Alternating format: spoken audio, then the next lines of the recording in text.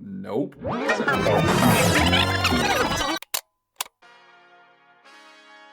Can you think of a period in your life that you would consider yourself the happiest? I know this sounds like a very strange start to the happiest period of my life. Completely ran out of money, was on food stamps, and then couldn't afford rent. So I think that the happiness equation comes down to Where the mind goes. All right, buddy. So I got a question for you. Can you think of a period in your life, not a moment, but a period that you would consider yourself the happiest? I would say it was back in 2014. I had just finished my undergraduate and had also just finished a stint trying to live in Oregon, where I honestly completely ran out of money, was on food stamps, and then couldn't afford rent. And so I moved back to my hometown of Salt Lake City. And I was in a situation where my mother at that time didn't really have her own place to live because she had unfortunately foreclosed on her house because of 2008.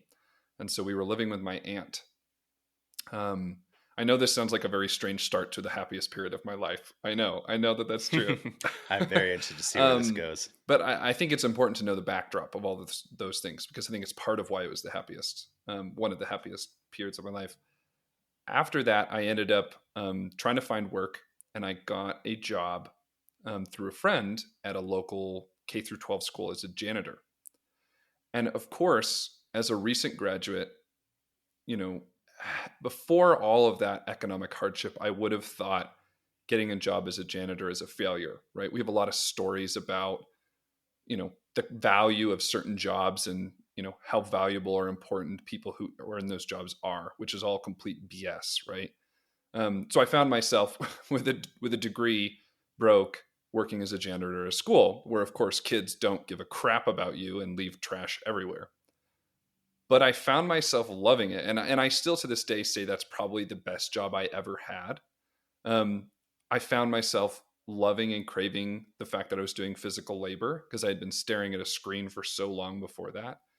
I loved that I was working essentially with my friends and it became a family. Like I was essentially just going to work every day, hanging out with my family, doing work that was hard labor but was meaningful for people I cared about. And I came to know the students and ended up eventually getting a job actually at the school because of my degree in sustainability, and I became their sustainability coordinator. But it was just, I don't know, I think it was just life was simple. I was so grateful for what I had after having very little for so long. And I think just the combination of that gratitude and being around people I loved filled my cup. That is not what I thought you would say, but it makes me really happy. First of all, we've been friends for a while. I had no clue of a couple things. I had no clue that you lived in Oregon. I also didn't know that you did a stint as a janitor. That is not something that most people consider as their first job out of undergrad. And I ask this because I've been racking my brain for a while about what happiness means, and if you can actually put a definition or maybe even a calculation to it. And I want to talk to you today about this idea that's been swirling in my brain that I like to call the happiness equation. And I don't want to come across like I've figured it out and I have solved the equation to happiness, but it's a theory that I want to test out with you today. I want your role today. I would love for you to try to poke holes in this theory as well, or see if there's anything that I could add to this equation. But at the end of the day, I've talked this through with some people very close to me, and I can't think of anything as of yet to add to this equation. Dang, that's a tall order. You're making me want to poke holes in it even more. So I'm excited. Awesome. Let's play devil's advocate, please. I'll tell you what I think the equation is, and then let's talk about how it relates to the story that you just shared. So I think that the happiness equation comes down to purpose plus fulfillment over time. Okay. Tell me more, because I when I hear purpose and fulfillment, I'm like, what's the difference? But Anyway, okay. Sure. Let's break this down to all three of these variables here. So, when we describe our sense of purpose, in my opinion, what that kind of boils down to is, what is your why, right? Having a sense of purpose gives us clear reasons for what we want to do. And the sense of purpose is usually based off of your contributions to the world and to people around you. I think the sense of purpose can come intrinsically.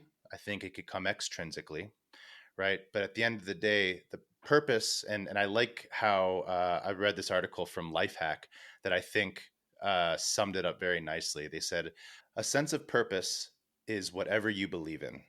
It is your driving force, your motivation, and your guiding light to work towards a life that you think will satisfy you. And I think people struggle to find their sense of purpose. I think that idea of finding a sense of purpose is something that is on a lot of people's minds. But I don't think that sense of purpose is one singular thing. I do think it changes over time. And I think that sense of purpose could do one of two things for you.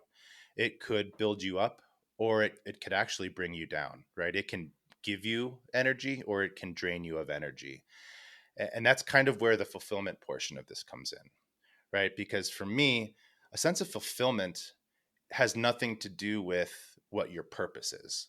Your sense of fulfillment has everything to do with how that sense of purpose makes you feel. So you could have an incredible sense of purpose. You could be a CEO of a large company responsible for tens of thousands of jobs and millions of dollars of industry and work that goes to building a better part of the world, or even something very altruistic, right? But if you have all of that sense of purpose, and that sense of purpose isn't necessarily giving you more energy than it takes away, then I would argue that you're not being fulfilled from that sense of purpose. So let's go back to, and we'll go back to we'll talk about the overtime portion here in a second, but let's go back to your story of when you thought you were the happiest, right? I would argue that you had a very strong sense of purpose, right? You had a lot of responsibility. If you didn't show up to work that day, important things would not have been done, right? There's a strong sense of purpose there. But you could have done that in an environment that drained you of energy, with no one that you care about, and not getting the gratification or the acknowledgement of the work that you're getting. And that same work could drain you of all of your energy, right? It can make you miserable. It can lead to burnout. It's unfortunately where a lot of people find themselves in their life, with a large sense of purpose and almost no sense of fulfillment from that purpose. You just sparked something. Oh, this is fascinating. Okay, I'm really starting to enjoy this definition of happiness. So here's an example, right? The story I just told, I totally had a strong sense of purpose. One was, I was in a bad economic situation when I started that job, and I was like, I need to work myself out of this. I need to get myself to a place where I can then build towards a future, right? So that was one piece. I had strong purpose there. Another big purpose was, I was a janitor. I was cleaning up after kids, but all the people on that staff were really committed to supporting kids' education, which may sound like crazy because we're just taking out the trash and cleaning the floors. But almost all the staff were like, we care about kids having a clean, healthy place to learn.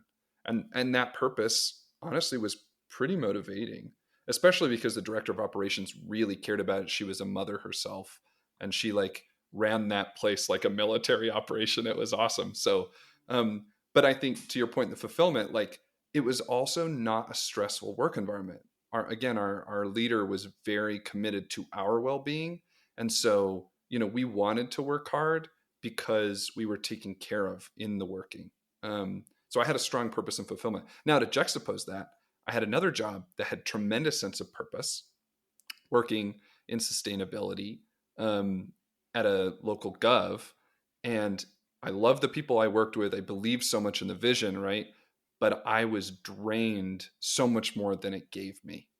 And so I think, to your point, my fulfillment was low.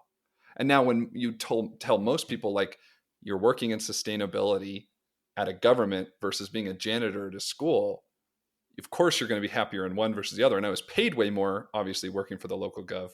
I don't know. So that's interesting. I'd never quite thought about that before. I think, and what you're kind of alluding to here, right, is people often confuse fulfillment with achievement, right? They confuse, well, as long as I'm achieving things, if I'm accomplishing great tasks, then I must be getting fulfillment from this. And I think, I mean, I saw this all the time in the corporate world, right? I saw people working tirelessly and burdened with a heavy sense of purpose, but almost no fulfillment from that sense of purpose, right? They were needed, but they didn't necessarily want to be needed. They found themselves in that position. And I think even when they had great success in what they do, right, they conflate that with, I'm fulfilled, but no, you're achieving. That's great. But is that achievement bringing you as much, if not more energy back into your life than it is taking from you? And when this happens, I think over time, right, you realize that this draining of energy, right, will lead to what we had talked about before, right? The burnout, the overwhelm. And this is why the saying goes, right? Money can't buy happiness. I love that. And it's such a simple tool to think about and reflect on your own life. And it makes me go, okay, Josh, I want to turn the mic back on you. So, knowing that you just left a job and started a business, where do you think you were in that equation before? And where do you think you're in the equation now? I think this took me a long time to figure out in my personal life because, I kind of went through college. I went through my first few years after college thinking, I had gotten a degree. I'm going to follow down that path. I'm going to rise through the ranks, become a manager, right? Work through the director level and a VP, and then eventually become an exec, right? That was the plan that I had. And at every step along that way, I had a great sense of purpose, right? I came into a role at a job that they were really struggling in need of help from an analytical perspective that I could bring a lot of value in. And even in those first 3 months, I accomplished a lot, and I was getting a lot of feedback, celebrating that accomplishment. And for a long time, I conflated that with fulfillment.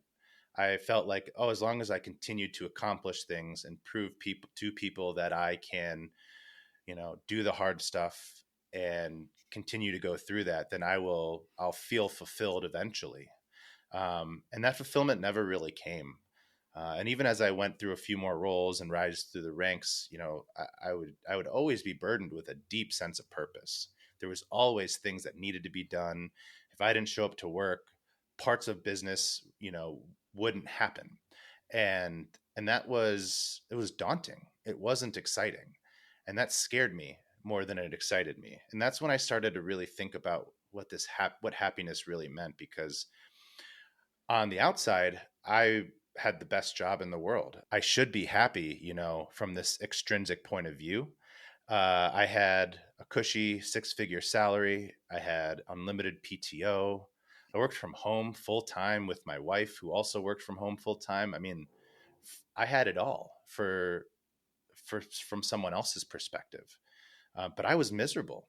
I was absolutely miserable, and every day I would wake up and just dread going into work, dread getting on these calls, dread going through emails. And at the end of the day, it's because I was not fulfilled from that sense of purpose, right? I was getting more energy drained from me than I had being brought into my life.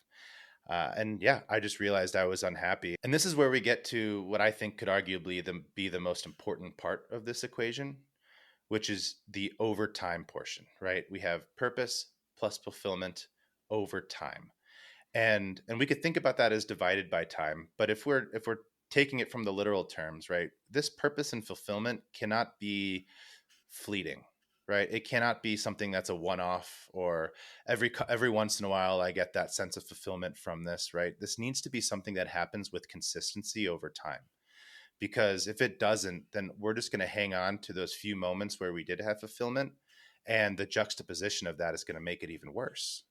Right. So I think for this really to come together and to be able to say, and this is why I asked you not what's a moment in time you are the happiest, but what's a period of time, because it really does need to come together over a period of time for you to really reflect back and say, oh, I am happy right now, because this sense of purpose combined with the sense of fulfillment is bringing me more energy, and it's allowing me to act out great things for good people.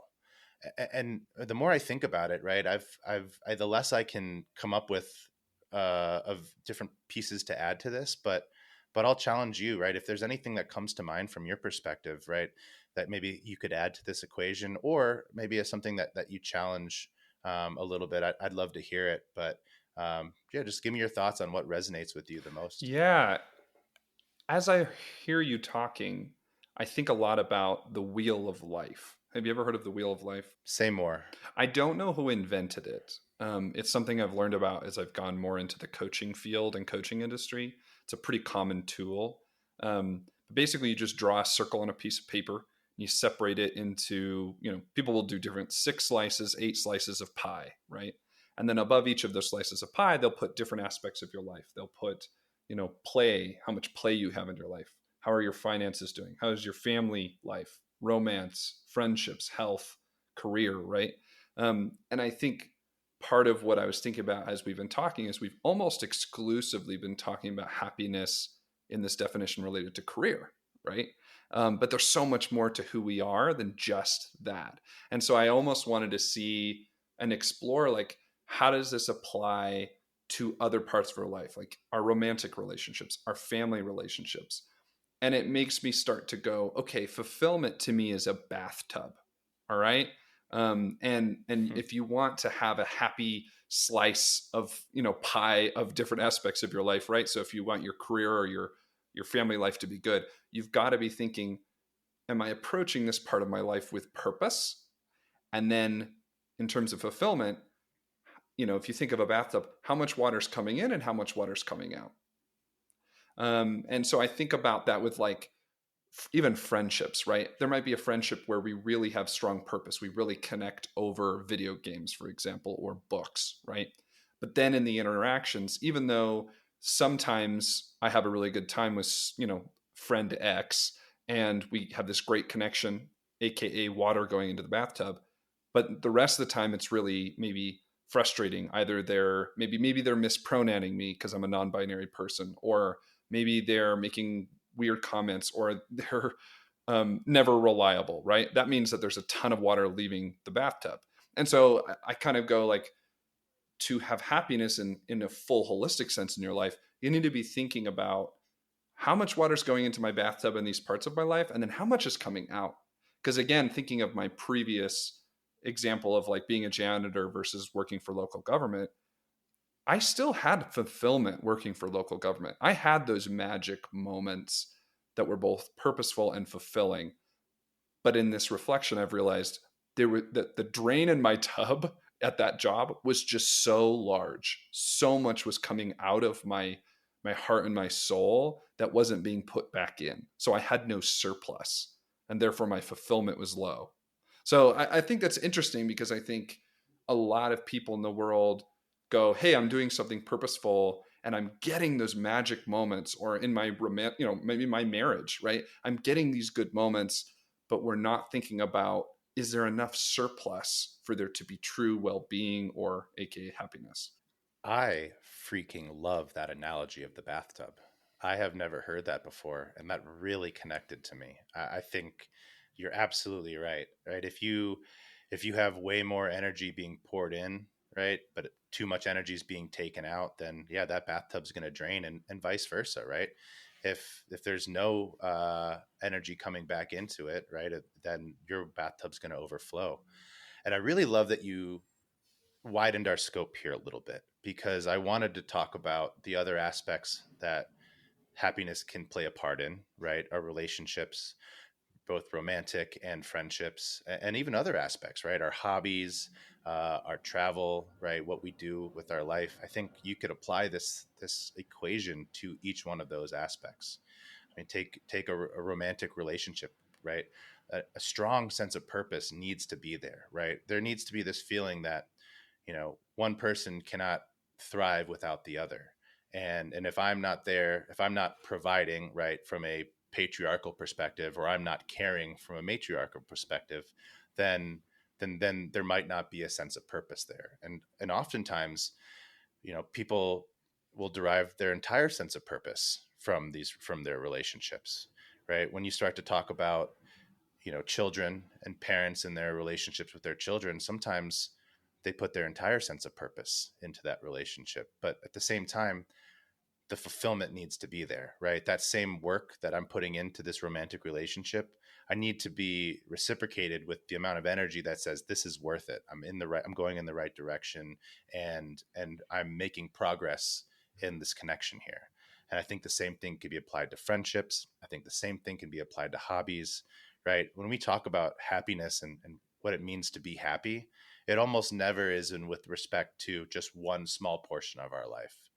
Because even if we have that fulfillment and purpose over time in one small portion, if we have the complete opposite in another portion, right, and career is going great, but my romantic relationships are struggling, my friendships are struggling, I'm not doing anything for myself, I'm not caring for myself, right, then I would argue that, you're not really being truly happy. We can compartmentalize happiness and say I'm happy from 9 to 5, but I'm not a happy person. And I think to really be, to have happiness, and again, it's not a binary state, right? There's a spectrum to happiness, but I think to be happy, you need to have this sense of purpose and fulfillment in many aspects of your life. And that's not easy, right? Almost never do we have a true sense of purpose and fulfillment in every single aspect of our lives. But I think the more that we can drive towards that and do some deep thinking, right? Really challenging ourselves and saying, what is my sense of purpose, right? Who do I matter to? And what do I do that makes a difference in individuals' lives and to the world, or just to myself, right? We don't necessarily need to be helping others to have a sense of purpose. That sense of purpose comes from inside. And I know for me, right, when I was working at HP, I had that sense of purpose. That fulfillment was not there. And I've had friendships where I've definitely had a sense of purpose, right? Where we lift together, or we're in the same class and we're doing things together, or even like you said, we have the same hobbies. But if I don't leave every interaction going, that was amazing, and that elevated my energy more than it took away the energy that it took, then yeah, I don't think we're going to be truly happy over time.